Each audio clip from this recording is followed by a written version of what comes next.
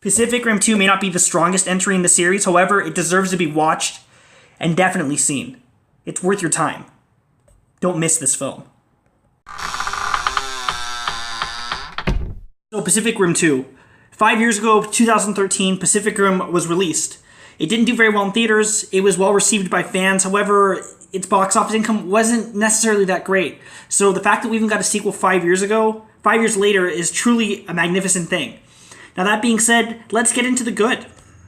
Okay, so the good, right off the bat. John Boyega does a great job filling in the shoes of Charlie Hunnam, what he did before.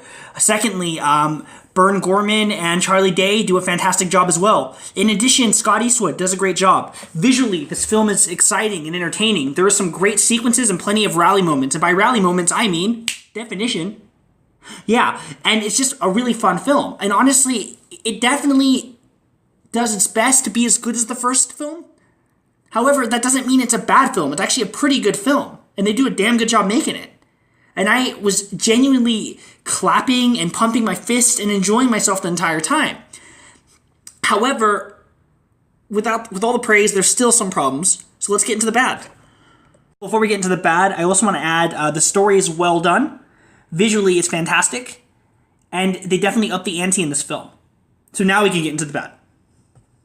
Okay, so the bad. One of the issues really with the film, and really my only issue is, upon watching the film, I wasn't sure how I was going to feel about it. Because about the first half of the film, it does its best to set up the story. However, it almost feels uninteresting. You almost wonder where the film's going to go. And that's the problem with the film. It's almost like the first half, they do their best setting the world that takes place 10 years later. And for some reason, it just doesn't feel right. It never quite feels like it's Pacific Rim until about halfway through the film. And that's really my only critique.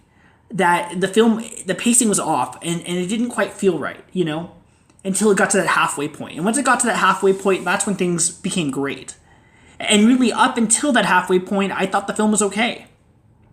So that's my only complaint about the film, is that it just, the first half, it just lacked. But overall, I mean, that's all there is in the bad. That being said, I really loved Pacific Rim 2. It wasn't as amazing, and yes, I said amazing as Pacific Rim, however, it was a good film.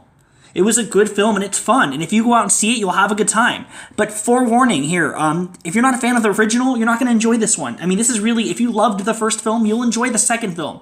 It isn't the strongest entry, but it certainly is a good addition into the series, and I look forward to a trilogy.